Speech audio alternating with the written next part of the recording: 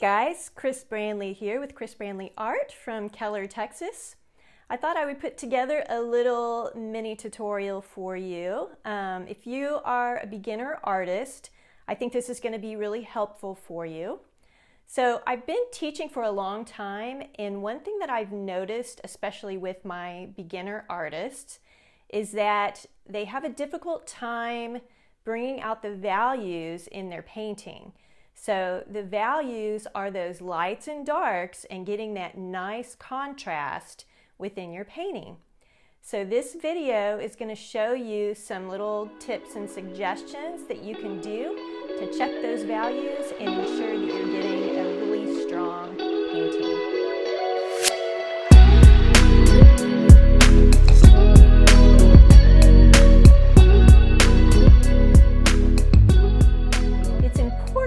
To kind of check your values as you're painting.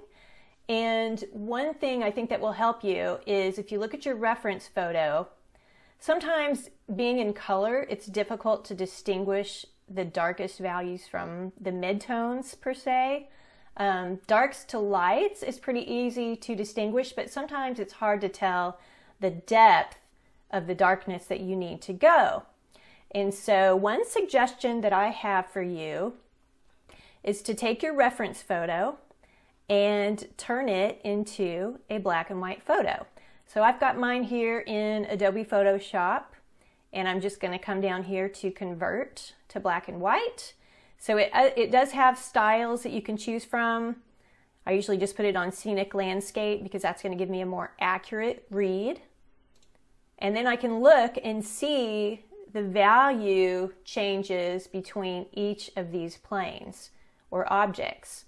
So I can see how dark this is, for example, compared to this up in here, or even the flowers.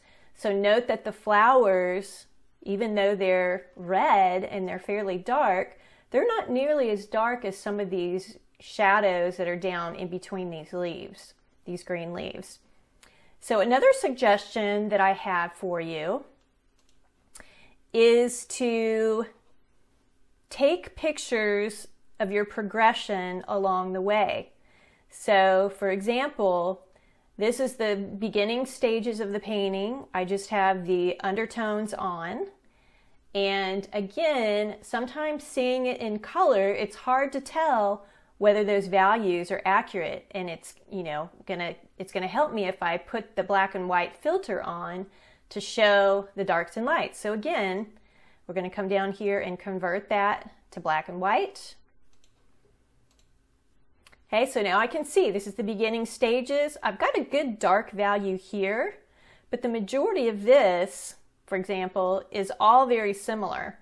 Even though this is a nice kind of mid-tone gray, and in color we know that's green, but this just helps to break that down.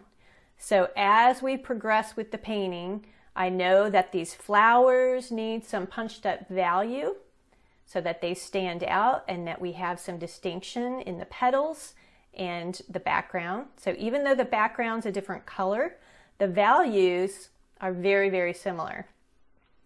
So as we progress, we go to our next progression. And so we've got more value changes added in. So let's take a look at that.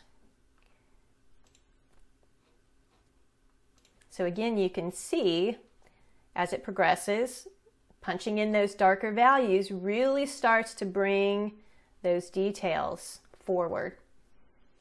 And those darker values will recede, and it brings all of these lighter values forward. So the next progression,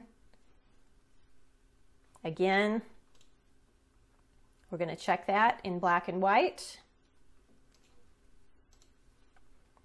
Okay, now we don't have the highlights in yet, so we know that we really need to pull forward some of these green highlights.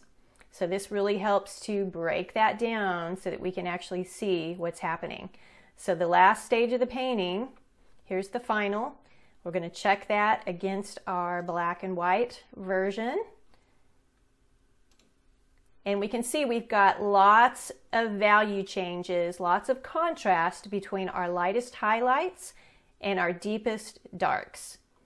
So that's a really great way to check yourself throughout your painting to make sure that you're punching those values in nice and dark and getting plenty of contrast.